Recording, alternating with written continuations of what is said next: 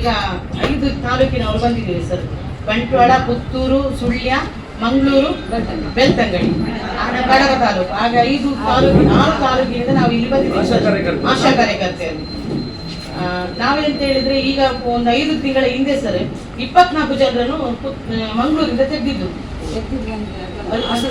Soft ಇಂದ ತೆಗೆದು ಅವ್ರ ಕೆಲಸದ ರಿಲೀವ್ ಮಾಡಿದ್ರು. ಆಗ ನಾವು ಪುತ್ತೂರು ತಾಲೂಕಿನವರು ನಿಮ್ಮಲ್ಲಿ ಬಂದು ಮಾತಾಡುವಾಗ ಸರ್, ನೀವು ಖುದ್ದಾಗಿ MD ನಮ್ಮ ಆರೋಗ್ಯ ಇಲಾಖೆಯ ಜೊತೆ ಮಾತಾಡುವಾಗ ಖಂಡಿತವಾಗಿ ನಮಗೆ ಒಂದು 5 ದಿವಸದ ನಂತರ ನಮಗೆಲ್ಲರಿಗೂ ಜಾಬ್ ಸಿಕ್ಕಿತ್ತು. ಅದು ಅಲ್ಲದೆ ತಾಲೂಕಿನವರನ್ನಲ್ಲ ಸರ್, ಇಡೀ ಜಿಲ್ಲೆ ಆಯ್ತು, ಇಡೀ ಕರ್ನಾಟಕ ರಾಜ್ಯದ ನಿಮ್ಮ ಪರವಾಗಿ ನಮಗೆ ನೀವು ಮಾತಾಡಿ ನಮ್ಮ ಎಲ್ಲರ ಯಾರನ್ನೆಲ್ಲ ತೆಗೆದಿದ್ರು ಅವರನ್ನೆಲ್ಲ ಅದ ನಂತರ ನಾವು ಪುನಃ ಸರಿ ಬಂದೇವೆ ಸರ್. 4 ತಿಂಗಳು ಸ್ಯಾಲ್ರಿ ಆಗಲಿಲ್ಲ ಅಂತೇಳಿ ಆವಾಗಲೂ ನೀವು ಮಾತಾಡುವಾಗ ಸರ್ 2 ಡೇಸ್ ಅಲ್ಲಿ ನಮಗೆ ಎಲ್ಲ ಸ್ಯಾಲ್ರಿಗಳು ಬಂದಿದ್ದಾರೆ. ಈಗ ಸ್ಯಾಲ್ರಿಗಳ ಸಮಸ್ಯೆ ಏನಿಲ್ಲ, ನಾವು ಹೆಚ್ಚುವರಿ ಕೂಡ ಕೇಳುವಂತ ಪ್ರಶ್ನೆಗೆ ನಮ್ಮ ಬರಲಿಲ್ಲ. ಯಾಕಂತಂದ್ರೆ ಈಗ 1,000 ಜನಸಂಖ್ಯೆ ಕಡಿಮೆ ಇದ್ದವರನ್ನು ತೆಗೆಯುವವರನ್ನು ಈ ಸರಿ ನಮಗೆ ಉಳಿಸಿಕೊಳ್ಬೇಕು ಸರ್. ಅದು ಖಂಡಿತವಾಗ್ಲೂ ನಿಮ್ಮಿಂದ ಮಾತ್ರ ಸಾಧ್ಯ ಸರ್. ಯಾಕಂದ್ರೆ ನಾವು ಇಲ್ಲಿ ಎಲ್ಲರೂ ಸೇರಿಕೊಂಡು ಸೆರೆಗೊಟ್ಟು ಬೇಡ್ತಾ ಇದ್ದೇವೆ ಸರ್. ಯಾಕಂತ ಹೇಳಿದ್ರೆ ನಮಗೆ ಬೇರೆ ನಾವು ಬೇರೆ ಬೇರೆ ರೀತಿಯಲ್ಲಿ ಮಾತಾಡುವಾಗ ನಿಮ್ಮ ಹತ್ರ ಹೋಗಿ ಅವರ ಹತ್ರ ಆಗ್ತದೆ ಅಂತ ಹೇಳಿಕೊಂಡು ನಾವು ಬಂದಿದ್ದೇವೆ ಸರ್. ಖಂಡಿತವಾಗಿ ನಮ್ಮ ಕೈ ಬಿಡ್ಬೇಡಿ ಸರ್. ನಾವು ಯಾಕಂತ ಹೇಳಿದ್ರೆ ನಾವು ಇಲ್ಲಂದ್ರೆ ಬೇರೆ ಬೇರೆ 7 ಗಂಟೆಗೆಲ್ಲ ಹೊರಟು ಬಂದಿದ್ದೇವೆ ಸರ್.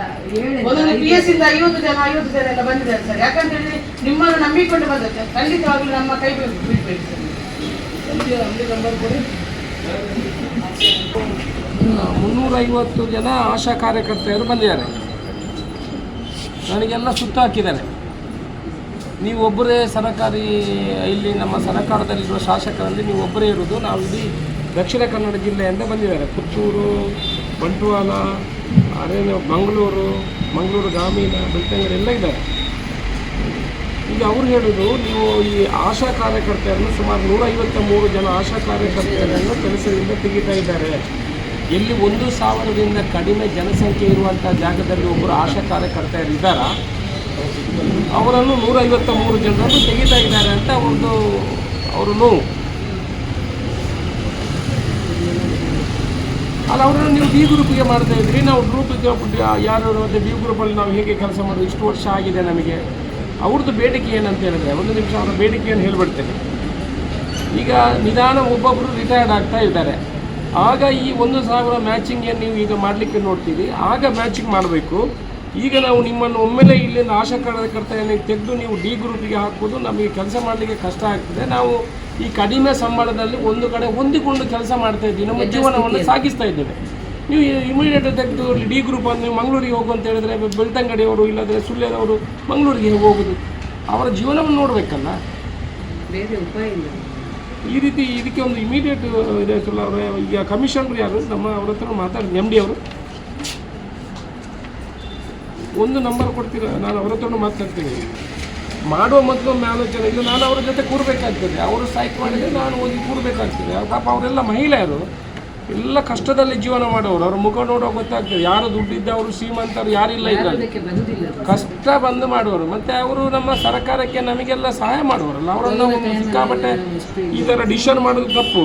ಅದಕ್ಕಾಗಿ ನೀವು ಮಿನಿಸ್ಟ್ರಿಗೂ ನಾನು ಮಾತಾಡ್ತೀನಿ, ನೀವು ಅವರ ಗಮನಕ್ಕೆ ತನ್ನಿ. ನಾನು MD ಅವ್ರ ಹತ್ರ ಮಾತಾಡ್ತೀನಿ, ಅಶೋಕ್ ಗುಪ್ತಾ ಅವ್ರ ಹತ್ರ ಮಾತಾಡ್ತೀನಿ. ನೀವೊಮ್ಮೆ ಅದಕ್ಕೆ ಸಾಕಾರಾಗಿ ಕೆಲಸ ಮಾಡಬೇಕಾಗ್ತದೆ ಗೌರ್ಮೆಂಟ್ ಇದ್ರ ಬಗ್ಗೆ. ಸರಿ ಆಯ್ತು. ಇಲ್ಲಿ ಸೇರಿರುವಂಥ ಎಲ್ಲ ದಕ್ಷಿಣ ಕನ್ನಡ ಜಿಲ್ಲೆಯ ಆಶಾ ಕಾರ್ಯಕರ್ತರೆ,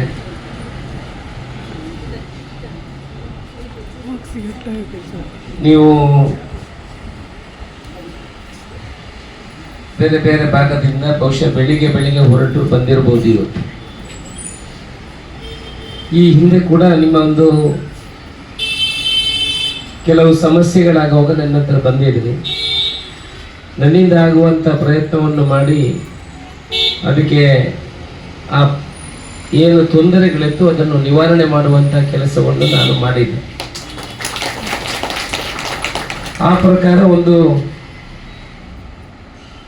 ನಿಮಗೆ ಇವತ್ತು ಇಲ್ಲಿ ಬಂದರೆ ಏನಾದರೂ ಒಂದು ಪ್ರಯೋಜನ ಆಗ್ಬೋದು ಅನ್ನುವ ದೃಷ್ಟಿಕೋನ ಇಟ್ಕೊಂಡು ಬಹುಶಃ ಒಂದು ಕಡೆ ಸುಳ್ಯದ ಆ ತುದಿಯಿಂದ, ಇನ್ನೊಂದು ಕಡೆ ಬೆಳ್ತಂಗಡಿಯ ಆ ತುದಿಯಿಂದ, ಇನ್ನೊಂದು ಕಡೆ ಮಂಗಳೂರು, ಕಾರ್ಕಳ, ನಮ್ಮ ಮೂಡುಬಿದ್ರೆ ಕಡೆಯಿಂದ ಎಲ್ಲ ನೀವು ಬಂದಿದ್ದೀರಿ. ನಿಮ್ಮ ನೋವು ನನಗೆ ಅರ್ಥ ಆಗ್ತದೆ. ಒಂದು ಸುತ್ತೋಲೆಯನ್ನು ಕೂಡ ನೋಡಿದೆ. ಆಶಾ ಕಾರ್ಯಕರ್ತರ ಸ್ಥಾನಗಳನ್ನು ಭಾರತ ಸರ್ಕಾರದ ಮಾರ್ಗಸೂಚಿಯಂತೆ ತರ್ಕಬದ್ಧಗೊಳಿಸುವ ಬಗ್ಗೆ ಅಂತ ಕೊಟ್ಟಿದ್ದಾರೆ. ನನಗೇನು ಗೊತ್ತಿಲ್ಲ, ನಾನು ಇದರಲ್ಲಿ ಕೇಂದ್ರ ಸರ್ಕಾರ ರಾಜ್ಯ ಸರ್ಕಾರ ಅಂತ ರಾಜಕೀಯ ಮಾಡೋದಲ್ಲ. ನಿಮ್ಮ ಈ ಸರ್ಕ್ಯುಲರ್ ಅನ್ನೇ ಓದಿ ನಾನು ಹೇಳೋದು, ಕೇಂದ್ರ ಸರ್ಕಾರದ ಒಂದು ಮಾರ್ಗಸೂಚಿ ಅಂತ ಇದೆ. ಯಾಕಂತ ಹೇಳಿದ್ರೆ ನಿಮಗೆ ಸಂಬಳ ಬರೋದ್ರಲ್ಲಿ ಅರ್ಧ ಕೇಂದ್ರದಿಂದ 22,000 ಕೇಂದ್ರದಿಂದ ಬರ್ತದೆ, 5,000 ರಾಜ್ಯದಿಂದ ಬರ್ತದೆ. ಸೊ ಕೇಂದ್ರ ಸರ್ಕಾರ ಖರ್ಚನ್ನು ಕಡಿಮೆ ಮಾಡಲಿಕ್ಕೋಸ್ಕರ, ಇಲ್ಲದಿದ್ರೆ ಏನಾದರೂ ಯೋಜನೆಗಳು ಇರ್ಬೋದು, ಆ ಪ್ರಕಾರ ಒಂದು ಸರ್ಕಾರ ಮಟ್ಟದಲ್ಲಿ ಒಂದು ಕಾನೂನನ್ನು, ಒಂದು ಕ್ರಮವನ್ನು ತೆಗೊಳ್ಳುವಂತ ಕೆಲಸವನ್ನು ಇದರಲ್ಲಿ ಮಾಡಿದೆ ಅಂತ ನನ್ನ ಅನಿಸಿಕೆ. ನೀವೀಗ ಬಂದದರಿಂದ ನನಗೆ ಗೊತ್ತಾಗಿದೆ, ಇಲ್ಲಾಂದ್ರೆ ನನಗೆ ಇದರ ಬಗ್ಗೆ, ನಿಮ್ಮ ತೊಂದರೆಗಳ ಬಗ್ಗೆ ನನಗೆ ಮಾಹಿತಿ ಇರಲಿಲ್ಲ. ಈಗಲೇ ನಮ್ಮ ಆರೋಗ್ಯ ಮಂತ್ರಿಯವರ ಸಹಾಯಕರ ಹತ್ರ ಮಾತಾಡಿದ್ದೀನಿ, ಅವರು ಅದನ್ನು ಗಂಭೀರವಾಗಿ ತೆಗೊಳ್ತೀನಿ ಅಂತ ಹೇಳಿದ್ದಾರೆ. ಈಗ MD ಅವರಿನ್ನು ಅವರಿಗೂ ಮಾತಾಡಿದ್ದೀನಿ, ಅವರೀಗ ಮೀಟಿಂಗಲ್ಲಿ ಇದ್ದೀನಿ, ನನಗೆ ವಾಪಸ್ ಕರೆ ಮಾಡ್ತೀನಿ ಅಂತ ಹೇಳಿದ್ದಾರೆ. ನಮ್ಮ ಮಂತ್ರಿಗಳಿಗೆ ಗುಂಡೂರಾವ್ ಅವರಿಗೂ ಕೂಡ ಫೋನ್ ಮಾಡಿದ್ದೆ, ಅವರು ಫೋನ್ ರಿಸೀವ್ ಮಾಡಿಲ್ಲ, ಅವರು ಕೂಡ ನನಗೆ ವಾಪಸ್ ಮಾಡಬಹುದು. ನೀವು ಇಷ್ಟು ಸಂಖ್ಯೆಯಲ್ಲಿ ಇಲ್ಲಿ ಬಂದಿದ್ರಿ, ನಿಮ್ಮ ನೋವುಗಳು ನಮಗೆ ಅರ್ಥ ಆಗ್ತದೆ. ಯಾರು ಇದರಲ್ಲಿ ಶ್ರೀಮಂತರು ಯಾರು ಇಲ್ಲ, ಎಲ್ಲ ಬಡವರು. ಒಂದು ಕಡೆಯಿಂದ ಸಮಾಜದ ಕೆಲಸ, ಒಂದು ಕಡೆಯಿಂದ ತಮ್ಮ ಕುಟುಂಬವನ್ನು ಜೋಡಿಸಿಕೊಂಡು ಹೋಗುವಂತ ಮಹಿಳೆಯರು ಎಲ್ಲ ನೀವು ಬಂದಿದ್ದೀರಿ. ನೀವು ಪುನಃ ನಮಗೆ ಅದನ್ನು ನಿಮ್ಮ ಬಗ್ಗೆ ಅರ್ಥೈಸುವಂತ ಅಗತ್ಯಗಳಿಲ್ಲ, ನಮಗೆ ಅರ್ಥ ಆಗ್ತದೆ. ನಾನು ಇದನ್ನು ಪರ್ಸನಲ್ ಆಗಿ ತಿಳ್ಕೊಳ್ತೀನಿ, ನೀವೇನು ಗಡಿಬಿಡಿ ಮಾಡೋದು ಬೇಡ. ನನ್ನ ಮಟ್ಟದಲ್ಲಿ ನನಗೆ ಇಲ್ಲಿ ಒಂದೇ ಒಂದು ಆತಂಕ ಇರುವುದು, ಕೇಂದ್ರ ಸರ್ಕಾರದ ಮಾರ್ಗಸೂಚಿ ಅಂತ ಒಂದು ಇದೆ ಇದರಲ್ಲಿ. ನಾನು ಕೇಂದ್ರ ಸರ್ಕಾರ ಅದನ್ನು ಕೊಡುವಂತ ಭತ್ಯೆಯನ್ನು ನಿಲ್ಲಿಸಿದ್ರೆ ಅದನ್ನು ರಾಜ್ಯ ಸರ್ಕಾರ ಕೊಡಬೇಕಾಗ್ತದೆ. ರಾಜ್ಯ ಸರ್ಕಾರ ಕೊಡಬೇಕಾದ್ರೆ ಇದರಲ್ಲಿ ನೀವು 154 ಜನ ಇದರಲ್ಲಿ ಅವರು ತೆಗೆಯುವಂತ ಪ್ಲಾನ್ ಅನ್ನು ಮಾಡಿದ್ದಾರೆ.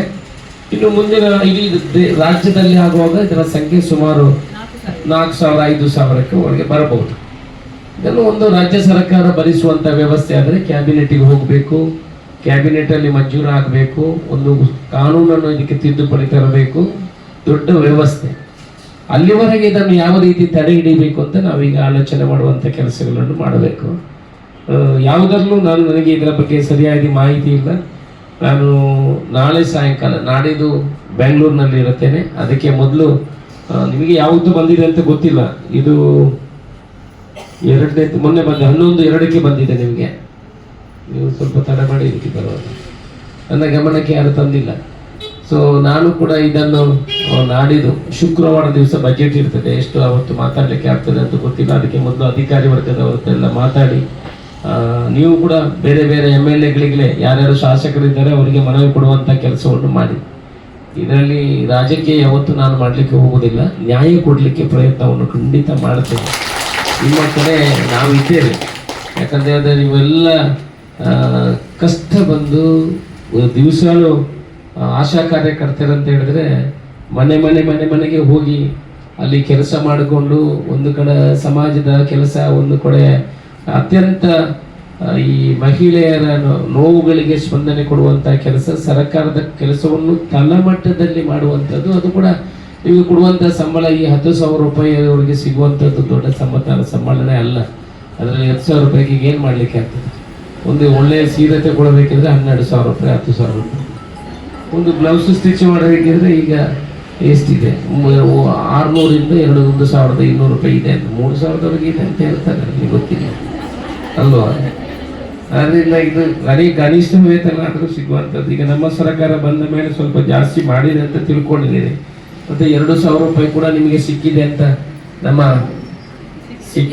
ಒಂದು ಯಾವುದು ಸಿಗ್ತದೆ ಅಂತ ನಮ್ಮ ಅನಿಸಿಕೆ. ಬಸ್ಸಿನಲ್ಲಿ ಹೋಗುವಾಗಲೂ ಒಂದು ಉಚಿತವಾಗಿ ಸಿಕ್ಕುವಂಥದ್ದೆಲ್ಲ ಪ್ರಯೋಜನ ಆಗಿದೆ ಅಂತ ತಿಳ್ಕೊಂಡಿದೆ. ಇದನ್ನು ವೈಯಕ್ತಿಕವಾಗಿ ನಿಮ್ಮ ಸಮಸ್ಯೆಯನ್ನು ತಗೊಂಡು ಅದಕ್ಕೆ ಪರಿಹಾರ ಹುಡುಕುವಂತ ಕೆಲಸವನ್ನು ಮಾಡ್ತೀನಿ. ನಿಮ್ಮ ಜೊತೆ ಯಾವಾಗಲೂ ಅಶೋಕರು ಇದ್ದಾರೆ, ಏನು ಹೇಳಿದ್ರು ಖಂಡಿತ. ನೀವು ಇಷ್ಟು ಧೈರ್ಯ ಇಟ್ಟು, ಇಷ್ಟು ನನ್ನ ಮೇಲೆ ಭರವಸೆ ಇಟ್ಟು, ಇಷ್ಟು ದೂರದಿಂದ ಕೆಲವರೆಲ್ಲ ಬೆಳಿಗ್ಗೆ 6 ಗಂಟೆಗೆ ಎದ್ದು ಬಂದಿರ್ಬೋದು. ನಾನು ಬರುವ ಸ್ವಲ್ಪ ಮನೆಯಲ್ಲಿ ಜನ ಇತ್ತು, ತಡ ಆಯಿತು, ನಾನು ವಿಟ್ಲಕ್ಕೆ ಹೋಗ್ಬೇಕಿತ್ತು. ಇವತ್ತು ನನ್ನ ಅಪಾಯಿಂಟ್ಮೆಂಟ್ ಇರಲಿಲ್ಲ, ನೀವು ಬರ್ತೀರಂತೆ ನಾನು ಇಲ್ಲಿಗೆ ಬಂದದ್ದು, ಇಲ್ಲಂದ್ರೆ ಬರ್ತಾ ಇರಲಿಲ್ಲ. ನಿಮಗಾಗಿ ನಾನು ಕೂಡ ಬಂದಿದ್ದೇನೆ. ನೀವು ನನ್ನ ಮೇಲೆ ಇಟ್ಟಂಥ ಭರವಸೆ ವಿಶ್ವಾಸವನ್ನು ಖಂಡಿತ ಉಳಿಸಿಕೊಳ್ಳುವಂಥ ಪ್ರಯತ್ನವನ್ನು ಖಂಡಿತ ಮಾಡ್ತೇನೆ. ಇದರ ಸಾಧಕ ಬಾಧಕಗಳು ನನಗೆ ಗೊತ್ತಿಲ್ಲ. ಸರ್ಕಾರದ, ಕೇಂದ್ರ ಸರ್ಕಾರದ ಸುತ್ತೋಲೆ ಅಂತ ಇದರಲ್ಲಿ ಬರೆದಿದೆ. ಆದರೂ ಸರ್ಕಾರದಿಂದ, ಕರ್ನಾಟಕ ಸರ್ಕಾರದಿಂದ ಇದನ್ನು ಯಾವ ರೀತಿ ಮಾಡಬಹುದು, ಹೇಗೆ ಮಾಡಬಹುದು, ಇದರಿಂದ ಆಗುವಂಥ ಪರಿಣಾಮಗಳನ್ನು ಮುಖ್ಯಮಂತ್ರಿಯವರ ಗಮನಕ್ಕೆ ಕೂಡ ತರುವಂಥ ಕೆಲಸವನ್ನು ಮಾಡ್ತೇವೆ. ನೀವು ಕೂಡ ನಮ್ಮ ಹತ್ರ ಹೇಳುವಂಥದ್ದು, ನೀವು ಕೂಡ ಪ್ರಮುಖರು ಒಂದು 5 ಜನ ನಿಮ್ಮ ರಾಜ್ಯ ಮಟ್ಟದಲ್ಲಿ ಕಮಿಟಿ ಇದ್ರೆ ನೀವು ಬಂದು, ಈಗ ಅಧಿವೇಶನ ಆಗ್ತದೆ, ಮುಖ್ಯಮಂತ್ರಿಯವರನ್ನು ಭೇಟಿ ಮಾಡುವಂಥ ಕೆಲಸವನ್ನು ಮಾಡಿ. ನಾನು ಅಲ್ಲಿ ಇರ್ತೀನಿ ಜೊತೆಯಲ್ಲಿ. ಆರೋಗ್ಯ ಮಂತ್ರಿಯವರನ್ನು ಭೇಟಿ ಮಾಡುವಂಥ ಕೆಲಸ ಮಾಡಲಿ. ಇದು ಯಾರೆಲ್ಲ ಇದಕ್ಕೆ ಇಫೆಕ್ಟ್ ಆಗಿದೆ ಅವರೊಂದು ಬಂದು 10 ಜನ ಅವರನ್ನು ಭೇಟಿ ಮಾಡುವಂಥ ಕೆಲಸ, ನನಗೆ ಫೋನ್ ನಂಬರ್ ತಗೊಂಡು ನನಗೆ ಮಾಡಿ, ನೀವು ಅಲ್ಲಿ ಬಂದು ಅವರನ್ನು ಭೇಟಿ ಮಾಡುವಂಥ ಕೆಲಸ. ಯಾಕಂದರೆ ಪ್ರಯತ್ನಗಳು ಮಾಡಬೇಕಾಗ್ತದೆ. ಇದು ದೊಡ್ಡ ಒಂದು ಇದಕ್ಕೆ ಫೈನಾನ್ಷಿಯಲ್ ಬರ್ಡನ್ ಇದೆ. ಅದರಿಂದ ಇದಕ್ಕೆ ಕಾನೂನು ತರಬೇಕು, ಆನಂತರ ಕ್ಯಾಬಿನೆಟ್ಗೆ ಹೋಗುವಂಥದ್ದೆಲ್ಲ ಆಗಬೇಕು. ಅದನ್ನು ಮಾಡುವಂಥ ಕೆಲಸವನ್ನು ಮಾಡ್ತೇವೆ. ಖಂಡಿತ ನಿಮ್ಮ ಪರವಾಗಿ ಇದ್ದೇನೆ. ನೀವು ಅಷ್ಟು ದೂರದಿಂದ ಇವತ್ತು ಬಂದಿದ್ದೀರಿ, ಆ ಭರವಸೆಯನ್ನು ಉಳಿಸಿಕೊಳ್ಳುವಂಥ ಪ್ರಯತ್ನ ಮಾಡ್ತೇನೆ ಅಂತ ಹೇಳಿ ನಿಮಗೆಲ್ಲ ಶುಭವನ್ನು ಹಾರೈಸಿದ ಮಾತನ್ನು ಮುಗಿಸ್ತೇನೆ. ಮತ್ತು ಪುತ್ತೂರಿನವರೆಲ್ಲ ಇದ್ದರೆ, ಬೇರೆ ಬೇರೆ ಅವ್ರಿಗೆ ಗೊತ್ತಿಲ್ಲ ನನಗೆ, ಬೇರೆ ಬೇರೆ ಸೈಟ್ಗಳೆಲ್ಲ ಇದ್ದರೆ, ಇಲ್ಲದ್ರೆ ನನ್ನ ಹತ್ರ ಏನಾದರೂ ಕೆಲಸಗಳಿದ್ದರೆ ಬನ್ನಿ. ಸೈಟ್ಗಳಿಲ್ಲದಿದ್ದರೆ, ಮನೆ ಕಟ್ಟಲಿಕ್ಕೆ ಜಾಗ ಇಲ್ಲದ್ರೆ ನಾವು ಕೊಡ್ತೇವೆ, ಮನೆ ಕಟ್ಟಲಿಕ್ಕೂ ದುಡ್ಡು ಕೊಡ್ತೇವೆ. ಕರೆಂಟ್ ಇಲ್ಲದ್ರೆ ಯಾರಾದರೂ ಹೊಸ ಕಾನೂನು ಬಂದಿದೆ, ನಿಮಗೆ ಗೊತ್ತಿರ್ಬೋದು, 1200 ಸ್ಕ್ವೇರ್ ಫೀಟಿಂದ ಒಳಗಡೆ ಮನೆ ಇದೆ. ನೀವೆಲ್ಲಿ ಹೋಗ್ತೀರಲ್ಲ ಮನೆಗೆ, ಅಲ್ಲಿ ಕರೆಂಟ್ ಇಲ್ಲ ಅಂತ ಹೇಳಿದ್ರೆ 1200 ಸ್ಕ್ವೇರ್ ಫೀಟ್ ಒಳಗಡೆ ಮನೆ ಇದ್ರೆ ಯಾವುದೇ NOCಗಳು ಬೇಡ, ಕರೆಂಟ್ ಕೊಡ್ಬೋದು. ಪ್ಲಸ್ ನೀವು ಹೇಳಿದರೆ ಅವ್ರಿಗೆ ಉಪಯೋಗ ಆಗ್ತದೆ. ನೀವು ಅಲ್ಲಿ ಹೋಗುವಾಗ ಅದು ಕೊಡಿ ಇದು ಕೊಡಿ, ಅದು ಯಾವ ದಾಖಲೆಗಳು ಬೇಡ.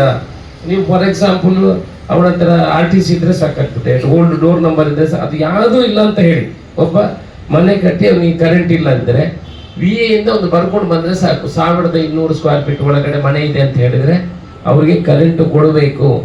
ಅಧಿಕಾರಿಗಳು ಕೊಡುವುದಿಲ್ಲ ಅಂತ ಹೇಳಿದ್ರೆ ನನ್ನ ನಂಬರ್ ಕೊಡಿ, ನಮ್ಮಲ್ಲಿ ಇಬ್ಬರು ನಮ್ಮ PAಗಳ ನಂಬರ್ ತಗೊಳ್ಳಿ, ನಾವು ಅವರಿಗೆ ಹೆಲ್ಪ್ ಮಾಡಿ. ಯಾಕಂದರೆ ಒಬ್ಬರಿಗೆ ಹೆಲ್ಪ್ ಆಗ್ತದೆ ಅಂತ. ನಿಮಗಂತಲ್ಲ, ನೀವು ಹೋಗ್ತೀರಿ, ಬೇರೆ ಬೇರೆ ಬೇರೆ ಬೇರೆ ಕಡೆ ಹೋಗ್ತೀರಿ. ನಾವು ಪುತ್ತೂರು ವಿಧಾನಸಭಾ ಕ್ಷೇತ್ರದಲ್ಲಿ ಇದ್ದವರಿಗೆ, ಆ ಕಡೆ ಬಣ್ಣಮಯದಲ್ಲಿ ಇದ್ದವರಿಗೆ, ಇಲ್ಲಿಯವರು ಮನೆ ಇಲ್ಲದವರಿಗೆ, ಬಾಡಿಗೆ ಮನೆ ಅಲ್ಲಿದ್ದವರಿಗೆ ನಾವು 3 ಸೆನ್ಸ್ ಜಾಗ ಕೊಡ್ತೇವೆ. ಎಲ್ಲಿ ಅವ್ರು ಹೇಳಿದಕ್ಕೆ 300 ಎಕರೆ ಜಾಗವನ್ನು ರಿಸರ್ವ್ ಮಾಡಿದ್ವಿ. ಬೇರೆ ಬೇರೆ ಗ್ರಾಮದಲ್ಲಿ ಎಲ್ಲ ಜಾಗ ಇದೆ, ಕೊಡ್ತೀವಿ. ಮುಂದಿನ ದಿವಸದಲ್ಲಿ ಮನೆ ಕಟ್ಟಲಿಕ್ಕೂ ದುಡ್ಡು ಕೊಡುವಂಥ ಕೆಲಸವನ್ನು ಮಾಡ್ತೀವಿ. ನಿಮಗೆ ಗೊತ್ತಿರಲಿ ಅಂತ ಹೇಳ್ತಾ ಇದ್ವಿ. ನಮಸ್ತೆ. ನಾವೀಗ 5 ತಾಲೂಕಿನ ಆಶಾ ಕಾರ್ಯಕರ್ತೆಯರು ನಮ್ಮ ಪುತ್ತೂರಿನ ಜನಪ್ರಿಯ ಶಾಸಕರಾದ ಅಶೋಕ್ ರೈ ಅವರನ್ನು ಮೀಟ್ ಆಗಲಿಕ್ಕೆ ಬಂದಿದ್ದೇವೆ. ಕಾರಣ ಅಂತ ಹೇಳಿದರೆ, ಈ ಒಂದು 5 ತಿಂಗಳ ಹಿಂದೆ ನಮ್ಮ ಒಂದು ತಾಲೂಕಿನಲ್ಲಿ ಸಾಧಾರಣ ಒಂದು 41 ಜನರನ್ನು ಕೆಲಸದಿಂದ ರಿಲೀವ್ ಮಾಡಿದ್ರು. ಮತ್ತು 4 ತಿಂಗಳು ಸ್ಯಾಲ್ರಿ ಆಗಲಿರಲಿಲ್ಲ. ಆಗ ನಾವು ಪುತ್ತೂರು ತಾಲೂಕಿನವರು ನೇರವಾಗಿ ಅಶೋಕ್ ರೈ ಹತ್ರ ಬಂದಾಗ ನಮಗೆ ಅವರು ಆ 41 ಜನರನ್ನು ಪುನಃ ಕೆಲಸಕ್ಕೆ ಸೇರಿಸುವಂಥ ಕೆಲಸ ಕೂಡ ಮಾಡಿಕೊಟ್ಟಿದ್ದಾರೆ. ಮತ್ತು 4 ತಿಂಗಳ ಸಂಬಳ ಪೆಂಡಿಂಗ್ ಇತ್ತು, ಅದನ್ನು ಕೂಡ ಸರಿ ಮಾಡಿಕೊಟ್ಟಿದ್ದಾರೆ. ಆ ಒಂದು ಹಿತದೃಷ್ಟಿಯಿಂದ ನಾನೆಂತ ಮಾಡಿದ್ದೇನೆ ಅಂತ ಹೇಳಿದರೆ, ಇಡೀ ಜಿಲ್ಲೆಯ ಎಲ್ಲ ತಾಲೂಕಿನ ಆಶಾ ಕಾರ್ಯಕರ್ತರನ್ನು ಸೇರಿಸಿಕೊಂಡು ಈ ಸರಿ ನಮಗೆ ಸರ್ಕಾರದ ಒಂದು ಪ್ರತಿನಿಧಿಯಾಗಿ, ನಮ್ಮ ಜಿಲ್ಲೆಯಲ್ಲಿ ಒಂದು ಮಾತಾಡುವಂಥ ಒಂದು ಪ್ರತಿನಿಧಿಯಾಗಿ ನಾವು ಅಶೋಕ್ ರೈ ಅವರನ್ನೇ ಅಶೋಕ್ ರೈ ಅವರನ್ನು ಮೀಟಾಗಿ ಈ ಸರಿ ಕೂಡ ನಮ್ಮದು 153 ಜನರನ್ನು ಜಿಲ್ಲೆಯಿಂದ ಆಶಾ ಕಾರ್ಯಕರ್ತರನ್ನು ತೆಗಿತಾ ಇದ್ದಾರೆ. ಸರ್ಕಾರದ ವತಿಯಿಂದ ಒಂದು ಆದೇಶ ಬಂದಿದೆ, ಅಂದರೆ ಆದೇಶ ಬರಲಿಲ್ಲ, ನಮಗೆ ಈ ರೀತಿ ಮೆಸೇಜ್ ಬರ್ತಾ ಉಂಟು. ಅದಕ್ಕೋಸ್ಕರ ನಾವು ಈ ರೀತಿ ಆಗ್ತಾ ಇದೆ ಅಂತೇಳಿ ಶಾಸಕರನ್ನು ಒಂದು ಮನವಿ ಮಾಡಿಕೊಳ್ಳುವ, ಅವರಲ್ಲಿ ನಮ್ಮ ಒಂದು ಅಹವಾಲನ್ನು ಸೇರಿಸಿಕೊಂಡು ನಮಗೆ ನಮ್ಮ ಹುದ್ದೆಯನ್ನು ಪುನಃ ಕೊಡುವ ಹಾಗೆ ಮಾಡಲಿಕ್ಕೆ ನಾವೆಲ್ಲರೂ ಸೇರಿಕೊಂಡು ಇಲ್ಲಿ ಬಂದಿದ್ದೇವೆ. ಯಾಕಂತ ಹೇಳಿದರೆ 2009ರ ಆದೇಶ ಬೇರೆಯೇ ಇತ್ತು, ಈಗ 2025ರ ಆದೇಶ ಚೇಂಜ್ ಆಗಿದೆ. ಅದಕ್ಕೋಸ್ಕರ ನಮಗೆ ಈಗ ಇದ್ದ ಆಶಾವನ್ನು ಅವರು ಇಟ್ಕೊಳ್ಬೇಕು. ಅವರಿಗೆ ರಿಟೈರ್ಡ್ ಆಗೋ ತನಕ ಅವರನ್ನು ಕೆಲಸದಿಂದ ಉಳಿಸಿಕೊಳ್ಬೇಕು. ಮುಂದೆ ಬೇಕಾದರೆ ಅವನು ತಗೊಳ್ಳಿ. ಹೊಸ ಆಶಾ ಕಾರ್ಯಕರ್ತನ ತೆಗೆದುಕೊಳ್ಳೋದು ಬೇಡ. ಯಾಕಂದರೆ 1000 ಜನಸಂಖ್ಯೆಗೆ ಒಬ್ಬರನ್ನೇ ಆಶಾ ಕಾರ್ಯಕರ್ತೆಯಾಗಿ ನೇಮಿಸಿದ್ದಾರೆ. ಯಾಕಂತ ಹೇಳಿದರೆ ನಮಗೀಗ ತೆಗೆಯುವ ಉದ್ದೇಶ ಏನಂತ ಹೇಳಿದರೆ, ಅದರಲ್ಲಿ ಕೆಲವು 850 ಜನಸಂಖ್ಯೆ, 950 ಜನಸಂಖ್ಯೆ, ಆ ರೀತಿ ಇರುವಾಗ ಅವರನ್ನು ಸಡನ್ಲಿ ಬಿಟ್ಟು 15 ವರ್ಷದಿಂದ ಕೆಲಸ ಮಾಡಿ ಈಗ ಬಿಟ್ಟು ಹೋಗಿ ಅಂತ ಹೇಳಿದರೆ ಅದಕ್ಕೆ ಒಂದು ಕಾರಣ ಇದುಂಟಾ? ಸರಿಯಾಗುವುದಿಲ್ಲ. ಅದಕ್ಕೋಸ್ಕರ ನಮಗೆ ಅದನ್ನು ಸರಿ ಮಾಡಿಕೊಂಡು ಇದ್ದವರನ್ನು ತಗೊಳ್ಬೇಕಂತೇಳಿ ನಮ್ಮದೊಂದು ಮನವಿ. ಯಾಕಂತೇಳಿದರೆ ನಾವು ಎಲ್ಲರೂ ಇಡೀ ಜಿಲ್ಲೆಯವರು ನಮ್ಮ ಅಶೋಕ್ ರೈ ಅವರನ್ನು ಅವರ ಕೈಯಿಂದ ಆಗ್ತದೆ ಅಂತ ಹೇಳಿಕೊಂಡು ನಾವು ಅವರ ಮನವಿ ಕೊಡಲಿಕ್ಕೆ ನಾವು ಬಂದಿದ್ದೇವೆ.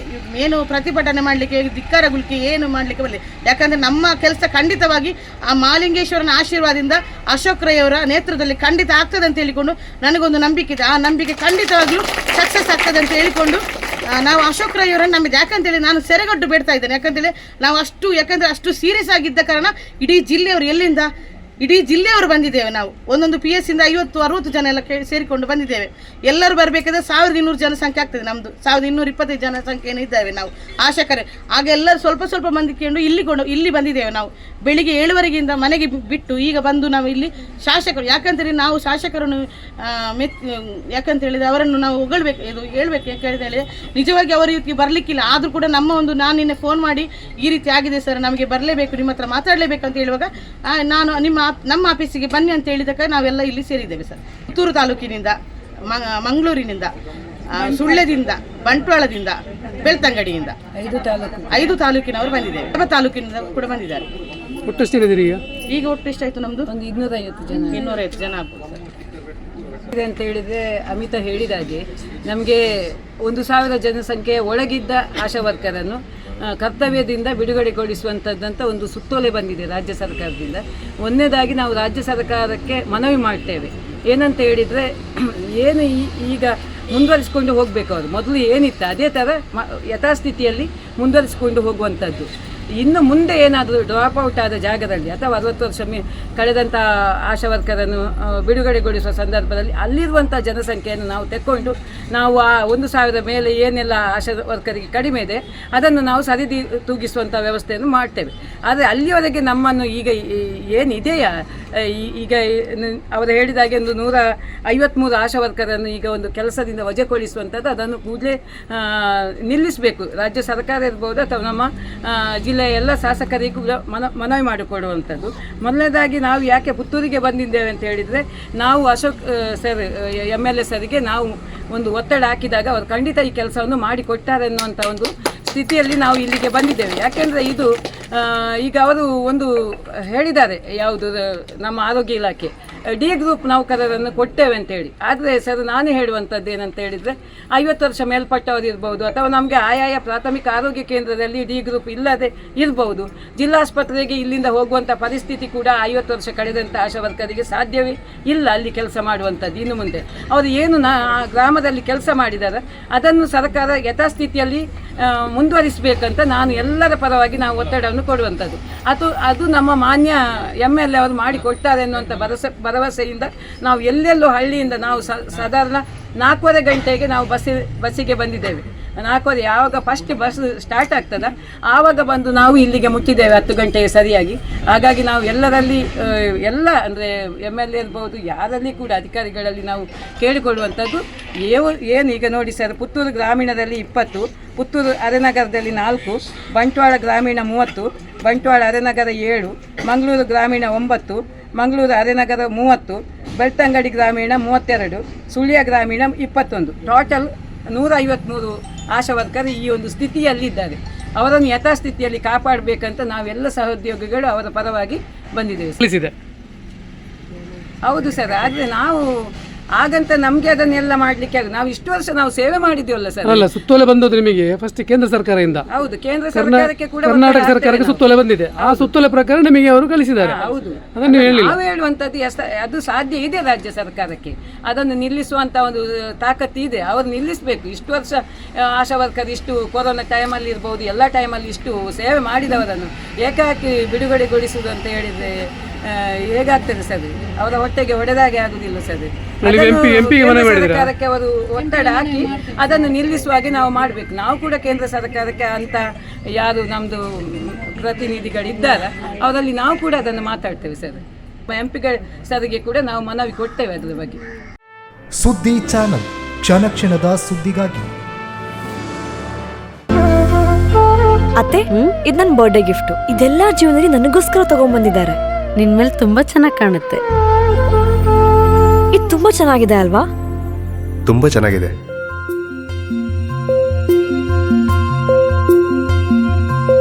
It will look really good on you. Amma? Huh? Mother is always son's first love.